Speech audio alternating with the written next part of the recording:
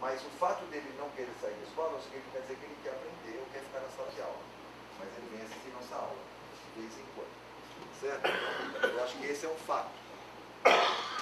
Essa é uma questão que, não sei se incomoda, mas há uma diferença entre nativos digitais e imigrantes digitais. Eu me considero um imigrante digital. Eu tenho uma grande dificuldade em digitar qualquer coisa no celular. Principalmente com o dedão. Tá certo? Tem um amigo meu que fala isso, a geração do dedão é do indicador. Quando você vai descobrir a idade da pessoa, você vê se está digitando com o indicador no celular ou se com o dedão. E eu estou sempre com o dedão. Às vezes eu tento, mas não consigo. Mas enfim. Mas aonde que vai isso? Na própria dinâmica da aula, muitas vezes. Então eu tenho procurado incluir mais essa questão digital nas aulas. Então, por exemplo, RH, eu sei que é uma coisa chata para o aluno da FECAP. Por quê? E também para o aluno da PUC. Porque eu já entendi que tanto o aluno da FECAP quanto o aluno da PUC, eles têm uma preferência maior por finanças, por marketing. Isso é normal. E eu falo para os alunos, ninguém é obrigado a se apaixonar nem por mim e nem pela disciplina. Só que tem que tirar 6. Não tem jeito. Certo? Então, mas como o RH não é como finanças, contabilidade, enfim, não só prende atenção, mas como gera um pouco de medo, porque isso também está no Steve Robbins, que é um pesquisador, um dos maiores pesquisadores de comportamento organizacional, ele fala sobre o comportamento humano. Sobre o comportamento humano, todo mundo arrisca um pouco. Então, você fala sobre motivação, alguém fala um pouquinho sobre motivação. Fórmula de física para calcular, quem não sabe, o balanço de contabilidade tem que entregar lá, vai ter que dar 0. Se não der 0, se ele não sabe, eu falo para o aluno isso. Quando você não sabe em finanças, na questão, você entrega em branco. Em RH, você faz o ler. 25 linhas. Isso aí. O Robbins fala sobre isso em empresa. Né? Mas, por exemplo, remuneração. Então, o que eu tenho feito com remuneração? Excel, para fazer o cara fazer. Então, traz o computador, porque a sala é Wi-Fi. Porque quando eu não, mesmo sem eu pedir, eles estão trazendo. Eu tenho alunos nesse semestre, que é uma turma menor do que os semestres anteriores, então é uma turma que a atenção acaba sendo mais concentrada. No semestre passado tinha 80 e tantos, dispersava um pouco. Mas essa turma concentra mais. Mas tem gente que vem com notebook. E geralmente quem está com notebook senta na última fila e não olha para a minha cara. E se você perguntar, também não faço mais isso. Ele está com o slide aberto. Não, eu estou vendo o slide. Não é mentira. Mas, então, o que eu percebi é que quando você provoca esse pessoal que está com o celular ou que está com o notebook, eles vêm mais para a aula. E principalmente se você falar alguma coisa do próprio notebook, do próprio celular, não no sentido de deixar ele com vergonha ou de expor ele para a sala, não é nesse sentido. Mas eles trazem. Então, você falar para o cara, traz o notebook, nós vamos fazer planilha eletrônica, fazemos. Só que aí eu tenho que também estudar mais, porque tem exercício que eu acho que demora muito, aí você coloca na planilha eletrônica, o cara, na hora que você vira as costas, o cara fala, e agora? Ele já fez, mas eu tenho que estar com outro exercício na frente. A escola agora, cada vez mais se configurou como um espaço para eles conviverem com adultos, que somos nós. Eles sentem segurança na convivência, né? Os estudos demonstram isso. Por quê? Porque tem relação com isso aqui. Então eles sentem muita segurança. Então, aí volta de novo para a minha questão, RH. Até comentei isso aí com o Taiguara, porque aparece na minha avaliação lá, que eu demoro para começar a aula. Mas geralmente tem alguém que vai fazer um processo seletivo, tem a minha opinião, vai fazer dinâmica. Então, eles me perguntam muito. Eu acho isso bacana. Aluno que está com dúvida, se muda de empresa. A gente tinha um aluno aí, eu acho que ele se formou agora. Ele estava em dúvida, ele pagou toda a viagem para os Estados Unidos e uma empresa chamou ele, que é a empresa que ele sonhava em trabalhar. Mas o jeito que ele falou comigo, eu falei, você não está com dúvida. Eu falei, você quer trabalhar na empresa. Você só está pensando na grana que você já gastou. Provavelmente teu pai ou tua mãe não te pegaram o pé. Mas você já declarou que quer trabalhar nessa empresa, a própria entonação de voz dele. Então eu acho isso legal. Mas provavelmente ele não conversou isso com o pai dele. Ele veio conversar comigo. Que é um espaço interessante para eles. E talvez a gente pudesse pensar nisso. Certo? Não que a gente não faça, mas a gente também não tem tempo. Essa é a questão, essa é a verdade. Os pais deles não têm tempo, eles não têm tempo e a gente também não tem. Então a gente precisa encontrar tempo. Outra questão fundamental da escola, a obsolescência do conhecimento. Para nós em administração, isso ocorre faz tempo, mas agora numa velocidade maior. Então tem coisa que muitas vezes a gente está ensinando e o aluno não está conseguindo fazer a conexão com o que ele está vivenciando. E aí uma questão que eu era mais duro com relação a isso, sou menos duro, mas continuo duro. Que é a mentalidade de serviço que esse aluno tem, que não é esse aqui, é o aluno de uma forma geral das escolas pagas. A ideia de que ele está na sala de aula e eu estou prestando serviço para ele. E ele é meu cliente, e aí isso me incomoda profundamente, mas eu também não apelo como eu já apelei. Tá certo? Porque o que eu falo para ele é o seguinte, quando esse papo de eu pago o seu salário, você não vai falar para mim que quem paga meu salário é a FECAP. Nunca atrasou. Todo dia 30 ela paga. Se você paga a FECAP, eu não sei. Se você pagar ou não pagar, ela vai me pagar. Está me pagando em dia sempre, todo mês. Então, não entra nessa. Que você é meu cliente, que você não é. Agora, se tiver alguma coisa dando errado aqui, você vai reclamar com quem interesse. Se eu não vier, se eu ficar falando aqui de futebol, entendeu? Se o ar-condicionado estiver quente, aí tudo bem. Você pode ter até essa mentalidade de serviço, mas aqui dentro tem uma relação que é ensino-aprendizagem, professor-aluno, e o que você precisar eu vou te ajudar. Agora, não nessa ideia de que eu sou teu cliente, você faz o que eu quero. Isso é uma grande bobagem. Aqui dentro da sala de aula, mas eles têm essa mentalidade. E eu percebo isso, inclusive, em escolas de ensino médio, não só na universidade. Na universidade, o próprio aluno, nas escolas, a mentalidade é do pai e da mãe. Eu tenho filho, eu vejo isso. Minha filha tem 6 anos, está no primeiro ano, mas eu vejo lá que tem mãe, que às vezes eu vou buscar, e essa é uma infeliz missão para mim. Não buscar minha filha, ela ficar na porta esperando abrir o portão, um monte de mãe. Algumas mães até cuidar para ser nossas alunas aqui, ou minha filha, isso está acontecendo já, mas o papo que elas levam, principalmente sobre a escola, é um negócio absurdo. Mas enfim, isso faz parte da nossa sociedade. E eu acho que está bastante doente. Mas isso é um outro PQD. Tá certo? Então vamos lá. É o último, tá, gente? Que são algumas alternativas que eu pensei. Considerando tudo que está aqui para trás, as expectativas,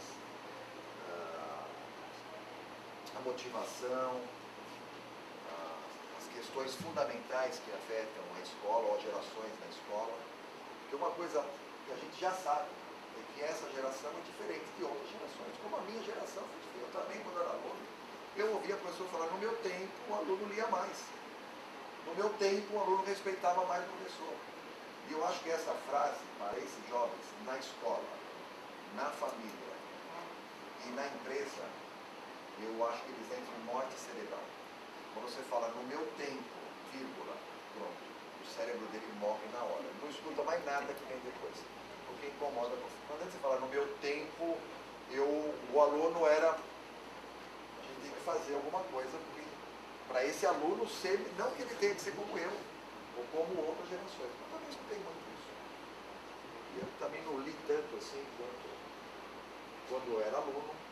Certo? Eu aprendi a ler mais na pós-graduação, e aí eu aprendi que tinha que ler mesmo e ninguém pedia. Tá certo? Mas enfim. Então, alternativas. Atividades vivenciais. Considerando a atenção concentrada, a questão dos estímulos, a evolução da educação, as lacunas emocionais, porque eu tenho percebido o seguinte também.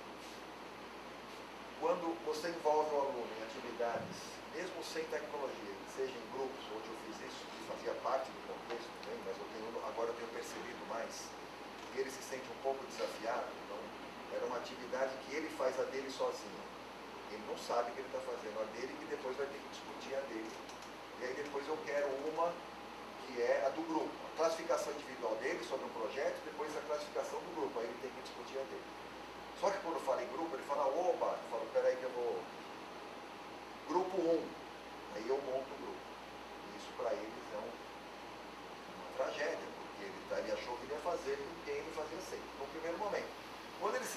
com quem ele não faz sempre, ninguém vai ao banheiro, ninguém vai tomar café, ninguém sai da sala, porque ele se sente cobrado no grupo que para ele, teoricamente, é estranho, pelo menos na discussão. E essa é uma atividade evidencial. E eu acho interessante essa discussão dessas atividades com simulações. Até a gente conversou sobre isso. Simulações com competição.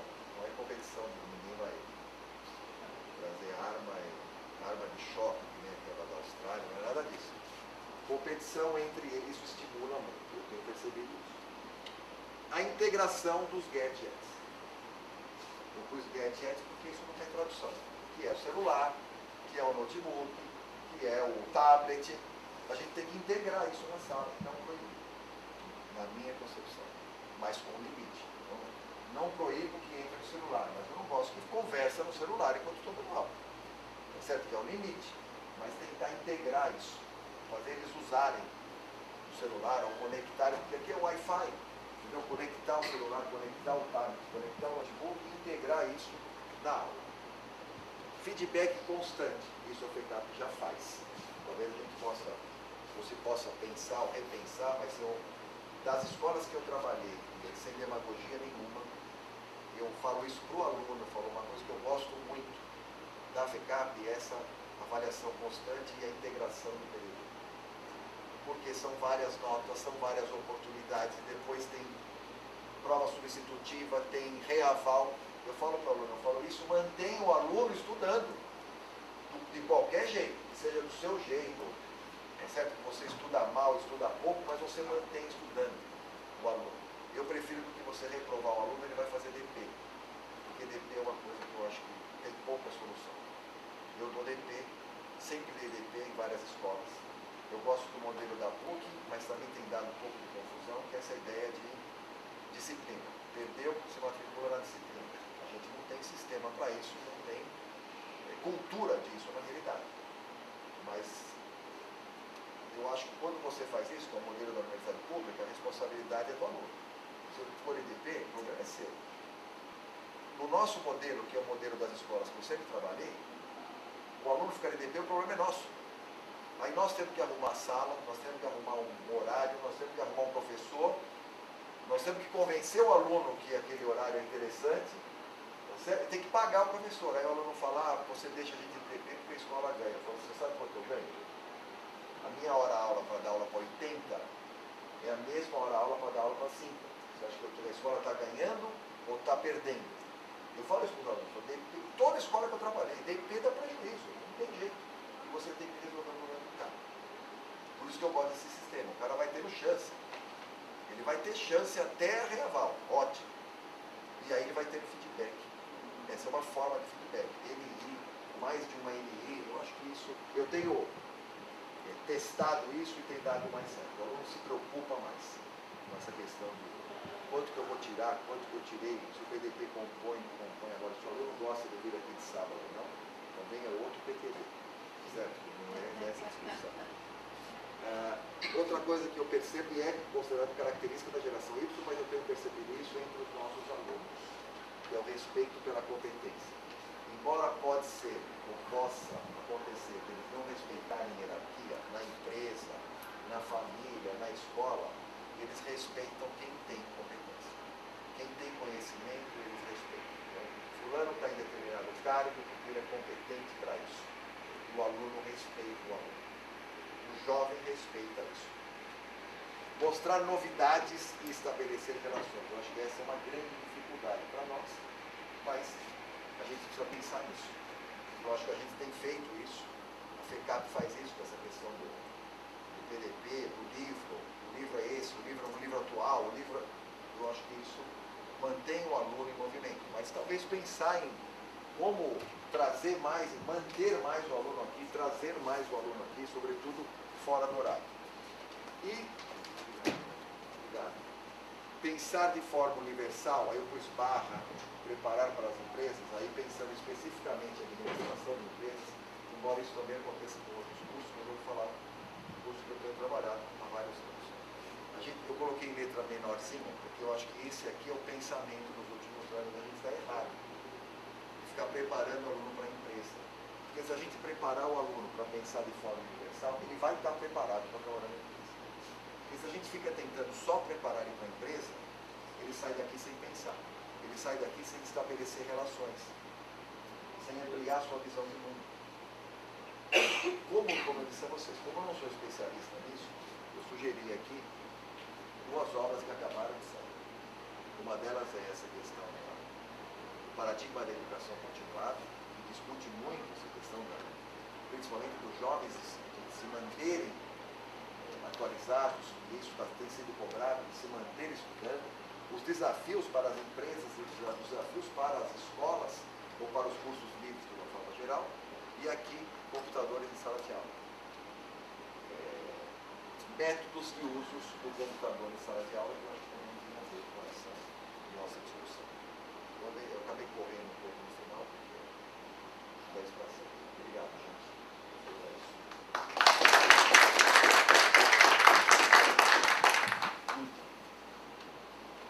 Muito bom.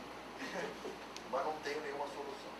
Certo? Não. O que eu queria, na realidade, encerrar, e aí baseado naquilo que eu falei no início, nas pesquisas que eu tinha feito, a minha proposta concreta, Vanderlei, Taiguara, Edson, ali, é a gente fazer uma pesquisa aqui para identificar as características do nosso geração Y, que pode ser que sejam muito diferentes do modelo norte-americano ou mesmo de outras instituições. Como eu falei, eu faço parte do grupo de pesquisa de carreira em transformação, tenho pesquisado os jovens, principalmente os que estão saindo da escola, e agora esse grupo está se propondo a analisar a geração Y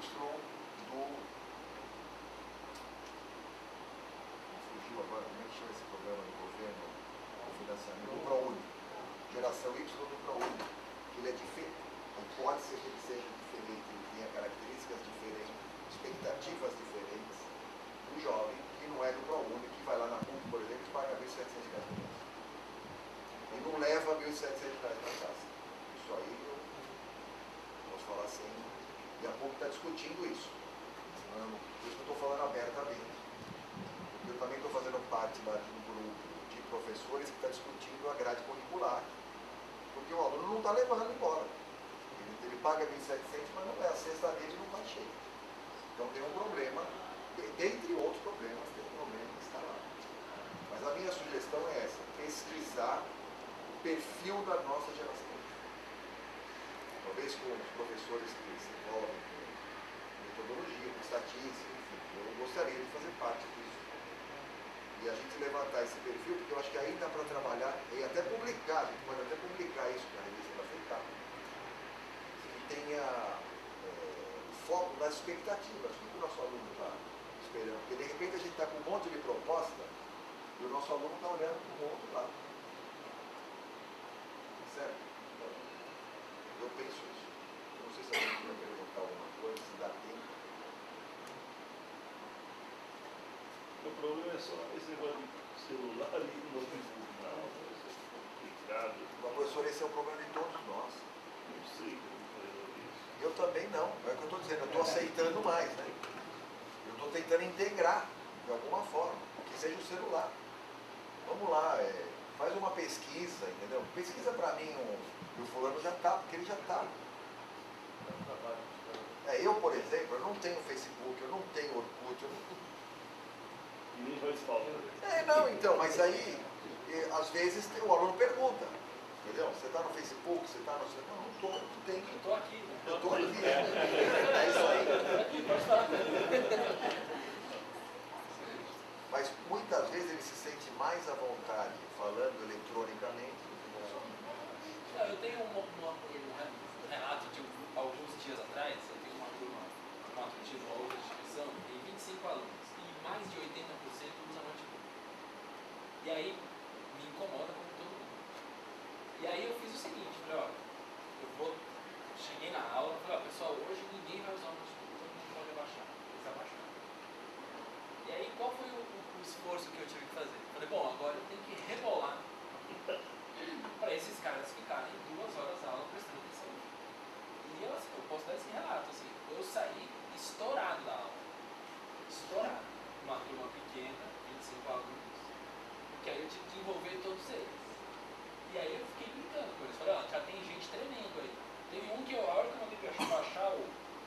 notebook, ele colocou 3 celulares na mesa.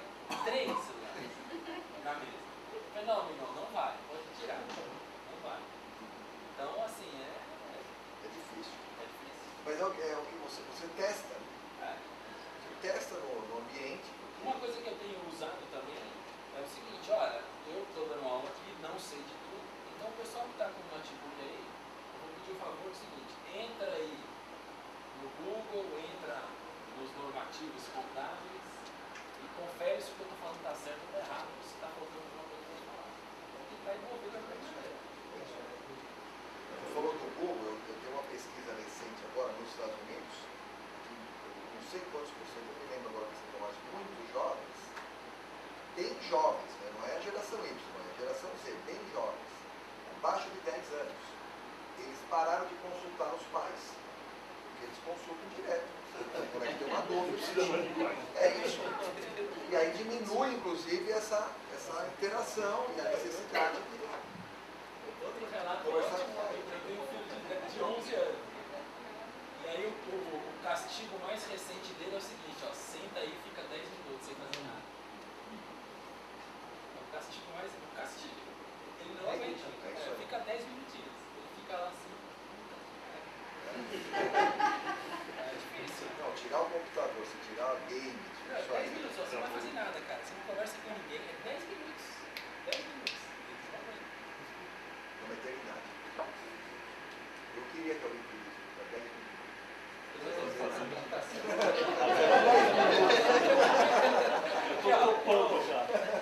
Eu e o Taiguara, a gente é contemporâneo, a gente estava conversando um dia desse, alguém talvez deva lembrar, né? O professor pré-primário, quando terminava um conteúdo, ou você terminava a prova, ele falava o seguinte, ó, terminou a prova, é hora de descanso. Abaixa a cabeça E dorme. Alguém lembra disso? Imagina, terminou a prova. Hoje não dá. Não, pelo amor de Deus. Eles não.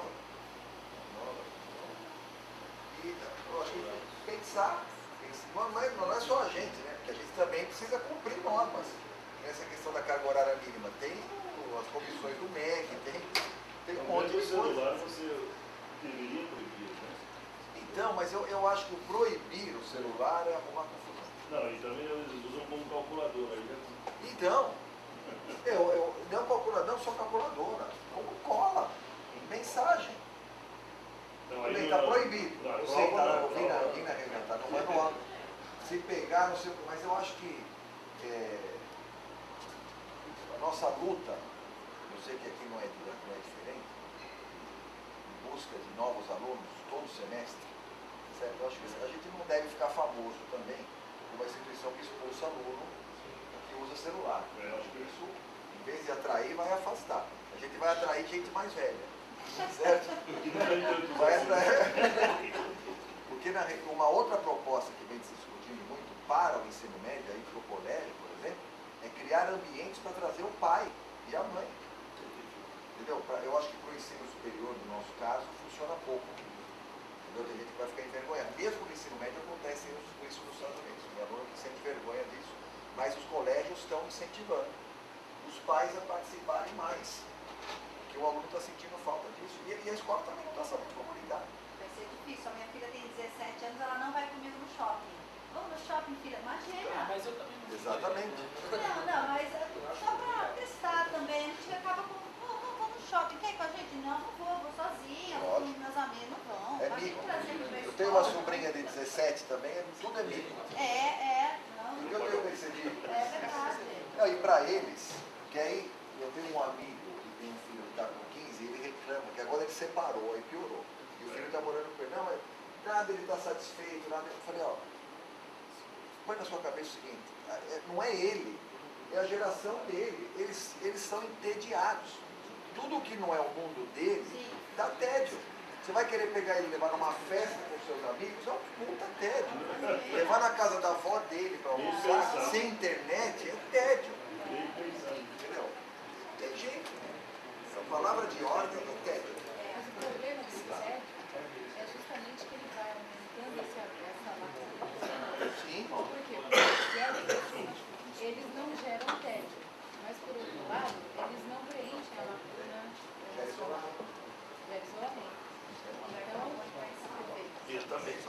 Então, que tem esse abordagem do Cristo, que eles são mais individualistas, mas não egoístas, mas são mais individualistas. Só vão se afastando. Pessoal, eu queria, finalizando minha parte, né, parabenizar, achei bem bacana. E assim, para mim é uma questão importante. Assim, você, no começo eu fiquei até assim, você só colocou elogios. Eu acho que isso em nós, professores, é muito importante, porque a gente tende a só ter críticas. Não é só professor, isso está acontecendo na empresa. Isso, então, a gente tende a só ter críticas. E você não tinha nenhuma crítica em relação às características. Então, eu acho que essa é uma discussão importante para o Vanderlei, para a gente continuar um pouco, porque a gente fica um pouco fechado. A geração Y é uma porcaria, e aí cria uma barreira e aí não há o que fazer. Não há o que fazer. Não, na realidade, Nós estamos fora da época. então, a gente está errado em achar que ele está errado. Isso. Entendeu? Porque também, o que eu tenho percebido não só empiricamente, mas nas pesquisas, é que eles caem em contradição facilmente. Certo? Então tem um monte de coisa que eles falam que são, falam que fazem, mas quando você vai testar, não fazem. Entendeu? Cai em Esse contradição. comportamento é um dado do problema da nossa realidade. É, claro. É o que eu falei, a gente não pode ficar, vamos proibir isso, proibir, vamos expulsar, aí a gente vai ficar famoso como a escola, a gente vai atrás de gente. Tem o seguinte, ó, cara, se você não vai conseguir conquistar esse cara por ele ter atenção em você sem luz, conquiste ele por competência. Na escola e na empresa. Então, esse cara é um velho, tal, O que eles reclamam muito é o meu chefe, eu sou melhor do que ele. Mas não é, às vezes não é. Mas quando ele percebe que o superior é bem melhor do que ele, ele então, fala, se isso é uma falta muito para eu característica, chegar lá. se isso é uma característica, é uma coisa legal. Você acha que antes, Então vamos pôr em prática agora. Eu estou à disposição. continuidade aí, Não, eles caem direto. Obrigado. Parabéns, professor. Obrigado. Tchau, tchau. E ela colocou aqui, ela é uma professora dessa linha. Então, ela não acredita em você tomar no curso, ela não existe. Eu vou provar isso para vocês agora.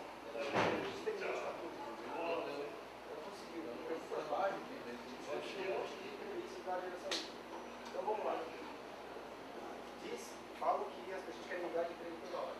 Agora, eu faço 20 ofertas para vocês, plano de carreira, meritocrático, você vai subir 5 anos. Meu, todo mundo falou, fechado, não sai desse lugar nem agora. A questão de também de... Concurso público. Mas são vários aspectos que contradizem. Tá? Questão de mesmo de relacionamento das mulheres, emancipação das mulheres, etc. Questão de interesse delas, não, Sabe qual é a questão? A questão é a seguinte, trouxe uma série de estereótipos vai ficar... e estão se propagando. Só que isso alimenta. Claro, o cara fica, eu falo, eu sou ele, eu também quero ser. Fala, o cara é... Não, e no caso nosso da escola, alimenta do professor também. O professor chega, esse é um cara desinteressado. É isso aí. E não é todo mundo. E o que acontece é que muitas vezes o próprio professor quer que o aluno pense que tem uma habilidade que tem que ser dado de errado. É isso aí. Isso eu aprendi com as pesquisas. Eu falei, eu vou rodar o cara, sabe? Então, na minha época, não usava celular na sala de aula, não usava notebook, eles não podem usar. Mas só um ressalva. Você tem que normatizar. Isso é o limite. Porque eles também precisam, porque muitas vezes ele não tem limite. Não teve limite na adolescência, entendeu? Não tem limite, um monte de espaço. Agora, a solução é integrar mesmo, fazer e como é que nós vamos usar? Você trouxe o notebook aí, vamos usar ele na aula. Então, o que eu penso, porque se você ficar proibindo, aí fica mais gostoso. Então, aí eu não tenho...